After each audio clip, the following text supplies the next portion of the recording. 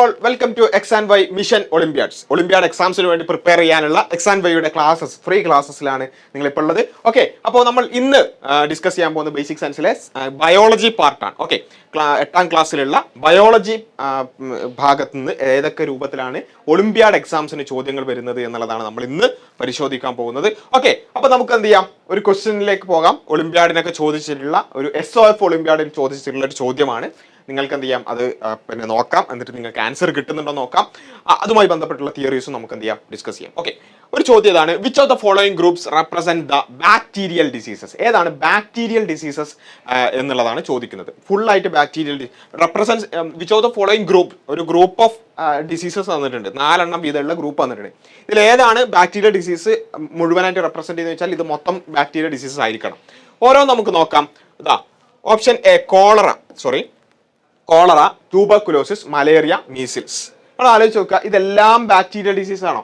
Cholera bacterial disease ആണോ? ആണ് എന്ന് നമുക്കറിയാം അല്ലേ, കോളറ ബാക്ടീരിയൽ ഡിസീസ് ആണ്. ട്യൂബർകുലോസിസ് യെസ് ബാക്ടീരിയൽ ഡിസീസ് ആണ്. മലേറിയ ബാക്ടീരിയൽ ഡിസീസ് ആണോ? അല്ല അല്ലേ. അതുപോലെ തന്നെ മീസിൽസ് ആണോ?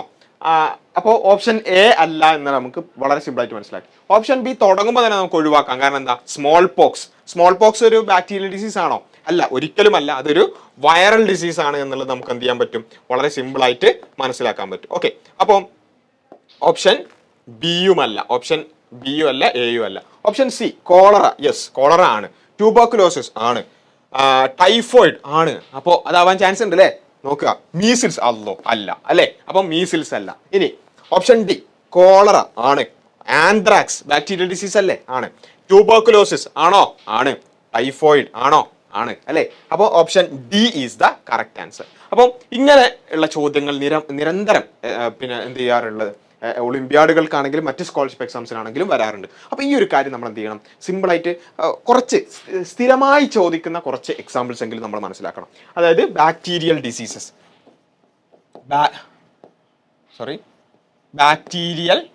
ഡിസീസസ്, ഏതൊക്കെയാണ് സ്ഥിരമായി നമ്മൾ കാണുന്ന ബാക്ടീരിയൽ ഡിസീസസ്? ഇവിടെ കൊടുത്തിട്ടുള്ളതൊക്കെ തന്നെയാണ് അല്ലേ. ഏറ്റവും പ്രധാനപ്പെട്ടത് ഇതാണ് നമ്മൾ സ്ഥിരമായി കേൾക്കുന്നത്, ട്യൂബർകുലോസിസ്, ക്ഷയരോഗം എന്നൊക്കെ നമ്മൾ പറയുന്നത് ട്യൂബർകുലോസിസ് അല്ലെ. അതേപോലെ തന്നെ ടൈഫോയിഡ് അല്ലെ. ടൈഫോയിഡ് ഈ സമയത്തൊക്കെ ഭയങ്കര ഇമ്പോർട്ടന്റ് ആണ് അല്ലെ. ടൈഫോയിഡ് എന്ന് പറയുന്നത് അതുമായി ബന്ധപ്പെട്ടതൊക്കെ നമ്മൾ കേൾക്കുന്നുണ്ട്. ഇനിയോ ആന്ത്രാക്സ് ഒരു ബാക്ടീരിയൽ ഡിസീസ് ആണ്. അതുപോലെ തന്നെ നേരത്തെ പറഞ്ഞ കോളറ ഒരു ബാക്ടീരിയൽ ഡിസീസ് ആണ്. പിന്നെ ഏതൊക്കെ ബാക്ടീരിയൽ ഡിസീസ്, നിങ്ങൾക്ക് അറിയാവുന്ന ബാക്ടീരിയൽ ഡിസീസസ് ഒക്കെ ഒന്ന് കമന്റ് ചെയ്യാം. ഇനി ഇതേപോലെ ചോദ്യം വരാവുന്നതാണ് എന്ത്, വൈറൽ ഡിസീസസ് അല്ലെ. വൈറൽ ഡിസീസസ് നിങ്ങൾക്ക് അറിയാവുന്നതൊക്കെ നിങ്ങളൊന്ന് ഓർത്തെടുത്ത് നോക്കിയേ. വൈറൽ ഡിസീസസ് ഏതൊക്കെയാണ്? ചിക്കൻ പോക്സ് അല്ലെ. സ്ഥിരമായി നമുക്ക് പെട്ടെന്ന് ഓർമ്മ വരുന്നതാണ് ചിക്കൻ പോക്സ്. അല്ല, നമുക്ക് ഏറ്റവും ഓർമ്മ വരേണ്ടത് എന്താണ്, ഇപ്പോഴൊക്കെ നമ്മളൊന്ന് മോചിതരാകുന്നേ ഉള്ളൂ അല്ലെ, കോവിഡ് അല്ലെ. ആരും മറന്നിട്ടുണ്ടോ? COVID-19. അതേപോലെ നിപ്പ അല്ലെ, നമ്മുടെ കോഴിക്കോട്ടൊക്കെ വലിയ പ്രശ്നം ഉണ്ടാക്കിയ നിപ്പ. അതുപോലെ തന്നെ വേറെ ഏതൊക്കെയാണ്? സ്മോൾ പോക്സ് അല്ലെ. ഇതൊക്കെ സ്ഥിരമായി ചോദിക്കാൻ സാധ്യത ഉള്ളതാണ്. സ്മോൾ പോക്സ്, ഇങ്ങനെ ഒരുപാട് വൈറൽ ഡിസീസസ് ഉണ്ട്. നമ്മൾ എല്ലാം നമുക്ക് പഠിച്ചോളാൻ പറ്റില്ല, പക്ഷെ അറ്റ്ലീസ്റ്റ് സ്ഥിരമായി ചോദിക്കുന്ന പിന്നെ ബാക്ടീരിയൽ ആൻഡ് വൈറൽ ഡിസീസസ് എങ്കിലും നമ്മൾ മനസ്സിലാക്കുക. അതുപോലെ തന്നെ പ്രോട്ടോസോയൽ ഡിസീസസിന്റെ എക്സാമ്പിൾ ആയിട്ട് ക്ലാസിക്കായിട്ട് ചോദിക്കാറുള്ളതാണ് മലേറിയ ഒരു പ്രോട്ടോസോയൽ ഡിസീസ് ആണ്. ആ മലേറിയ കോസ് ചെയ്യുന്ന പ്രോട്ടോസോയയുടെ പേരറിയാമോ? ചിലപ്പോഴൊക്കെ നമുക്ക് അറിയുണ്ടാവും. പ്ലാസ്മോഡിയം എന്നുള്ള ഒരു പിന്നെ പ്രോട്ടോസോയാണ് മലേറിയ കോസ് ചെയ്യുന്നത്. ഓക്കെ, അപ്പോൾ ഇങ്ങനെയുള്ള ഡിസീസസുമായിട്ട് ബന്ധപ്പെട്ടുകൊണ്ട് പലതരത്തിലുള്ള ചോദ്യങ്ങൾ വരാറുണ്ട്.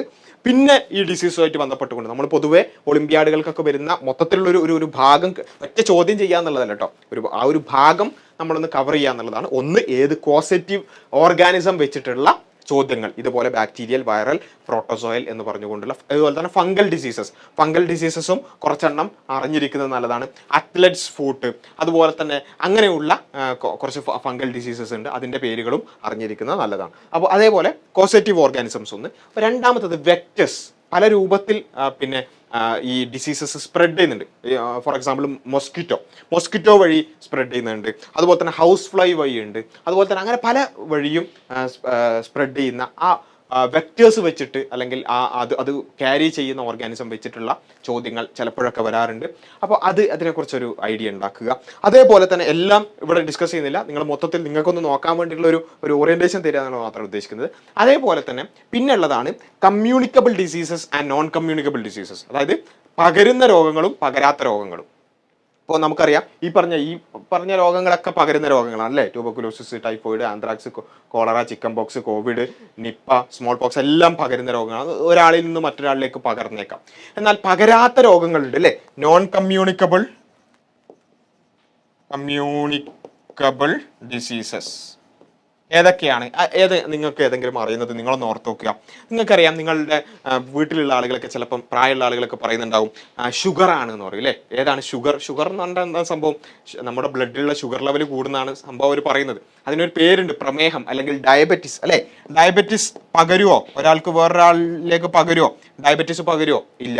അതേപോലെ തന്നെ വേറെ എന്തൊക്കെയാണ്? ഹൈപ്പർ ടെൻഷൻ പകരൂല അല്ലേ. അതുപോലെ തന്നെ ജെനറ്റിക് ഡിസീസസ്, ജനറ്റിക് ആയിട്ടുള്ള, for example sickle cell anaemia,